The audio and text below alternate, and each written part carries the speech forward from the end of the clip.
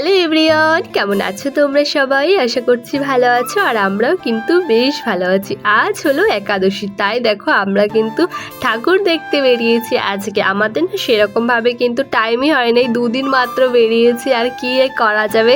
অষ্টমীর দিন কোনোভাবে বেরিয়েছিলাম, আর নবমীর দিনে তো আমার বাড়ি গেছিলাম, আর দশমীর দিনে কিন্তু এখানেই ঠাকুর দেখেছি। তাই দেখো একাদশীর দিন কিন্তু আমরা চলে এসেছি দুর্গাপুরে ঠাকুর দেখতে। দেখো চলে এসেছি আজকে কিন্তু আমরা একাদশীর দিন দুর্গাপুরে ঠাকুর দেখতে। আর দুর্গাপুরে তো ভীষণ সুন্দর সুন্দর প্যান্ডেল হয়, তোমরা যারা আশা করি এসেছো সবাই জানো যে আমাদের ধারে পাশে কিন্তু দুর্গাপুরেই একটা খুব সুন্দর কিন্তু প্যান্ডেল হয়। দুর্গাপুরে একটা ফেমাস জায়গা। তো দেখো লাইটিংগুলো দেখছো, রাস্তার মানে যেই দিকে যাবে চারিদিকে শুধু লাইটিং আর লাইটিং, মানে একদম ভরপুর আর কি। পুজো মানেই তো আমাদের একটা বড় উৎসব, দুর্গা পুজো মানেই। তো দেখো এখন চলে যাচ্ছি কিন্তু একটা প্যান্ডেলে। প্রথমেই বুঝতে পারছিলাম না কোন প্যান্ডেলে ঢুকবো, কোথা থেকে শুরু করব। আর আমাদের রাস্তা অনেকটাই লেট করে ফেলেছি আমরা, তাই দেখো যেটাই লাইটিং দেখছি সেটাই বলছে এটা ঢুকবো ওটা ঢুকবো, কোনটা ভালো হয়েছে সেটা তো আমরা জানি না, একটা থেকে তো শুরু করতে হবে। তাই দেখো এই প্যান্ডেলটাতে দাঁড়িয়েছি, আর এখানটায় লাইটিংটা খুব সুন্দর লাগছিল। সত্যি কথা বলতে ফটোগুলো খুব ভালো এসেছে আমার এখানে। আর প্যান্ডেলটা তোমরা দেখে কিন্তু অতটাও বুঝতে পারবে না যে প্যান্ডেলের ভিতর এত সুন্দর। একটার কথা তো আমি কিছু বলারই নেই, আর বাইরে থেকে দেখে তো বোঝাই যাচ্ছিল না যে প্যান্ডেলের ভিতরটা এতটা সুন্দর। আমি তো ভাবলাম দূরে থেকে দেখো ছোট্ট মাত্রায় একটা প্যান্ডেল হয়েছিল, আমি তো ভাবলাম শুধু ভেতরের ঠাকুরটাই রয়েছে, সেরকম হয়তো কোনো কিছুই নেই।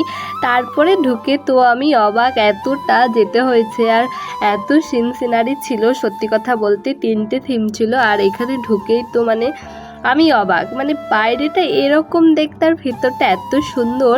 সত্যি কথা বলতে না ঢুকলে বুঝতেই পারতাম না। আমি ভাবছিলাম সেরকম হয়তো কিছু নেই, শুধু ঠাকুরটা রয়েছে, চলো বাইরে থেকে দেখে আর কি। এখন একটা প্রোগ্রাম হচ্ছিল, তো আমরা কিন্তু বাইরে থেকে দেখে বলছিলাম যে ঘুরে যাব, কিন্তু ভেতরে এসে সত্যি না দেখে আমি মিস করে যেতাম। কিন্তু বাইরে থেকে দেখে কিছু জাজ করা যায় না যতক্ষণ না ভেতরটা দেখা যায়। সেরকমই কিন্তু এই প্যান্ডেলটা তোমাদেরকে আমি আগের ভিডিওতে একটা বলেছি। আর সত্যি কথা বলতে একদমই অন্যরকম, তোমরা দেখলে ঠাকুরটার কথাতে কিছু বলার নেই, আমার খুব ভালো লেগেছে। ওখান থেকে বেরিয়ে দিন আমরা আর একটা প্যান্ডেলে চলে আসলাম, আর অনেকটাই এখন ব্যথা করছিল, আর ওর হাতটা ধরেছি, আর ও তখন বলছি কি ব্যাপার তুমি তো আমার হাত ধরো না কখনো, এই কি ব্যাপার তুমি আমার হাতটা ধরলে। আমি বলছি আমার পায়ে খুব ব্যথা করেছে তাই তোমার হাতটা ধরলাম। আমাদের না 24 ঘন্টার মধ্যে 12 ঘন্টা আমাদের ঝামেলা হয়েই থাকে, আর খুব জোর হলে 10 ঘন্টা আমরা ঘুমাই, আর 2 ঘন্টা হলো আমাদের ভালো ব্যবহার। তো যাই হোক, মানে আমি যদি ওর সাথে কোনো ভালো ব্যবহার করি, ও মনে করে কি যে কিছু একটা ধান্দা আছে, আমার এটাই মনে করে। আমি জানি না কেন, বলছি কি ব্যাপার কিছু কি মানে ধান্দা আছে এরকম বলবে। তো যাই হোক আমরা এখন চলে এসেছি মার্কনির প্যান্ডেলটা দেখতে। সত্যি কথা বলতে ঠাকুরটা দেখে আমি জাস্ট পাগল হয়ে গেছি। তোমরা দেখো একবার, মায়ের সুন্দর লেগেছে আমার মায়ের মুখখানা, আর মাকে তোমরা দেখো কি সুন্দর একটা মিষ্টি কালার হয়েছে, আর অসাধারণ, একদম মনে হচ্ছে ছোট্ট ছোট্ট পুতুলের মতো। এখন দেখো আমরা বেরিয়ে দেন আর একটা জায়গায় যাব ঠাকুর দেখতে। আমাদের কপালটা সত্যিই বাঁধানো, জানো তো, আমাদের কপাল মানে যেদিকেই যাই সেদিকেই আমাদের কপাল পড়ে সেই আর কি। দেখো বৃষ্টি শুরু হয়ে গেছে, কি একটা অসুবিধা, ঠাকুর দেখাতে এইদিকে সময়ই হলো না, আর যেদিন সময় হলো সেই দিন আমরা বৃষ্টির বিপাকে পড়েছি। তো যাই হোক এখন দেখো খুবই খিদে পেয়ে গেছিলো, একটা দোকানও কিন্তু সেরকমভাবে দাঁড়াতে পারলাম না, যে বৃষ্টি শুরু হয়ে গেছে, তাই একটা কেক কিনে কিন্তু খেয়ে নিলাম। তারপরে যাচ্ছি আমরা আর একটা প্যান্ডেল দেখতে।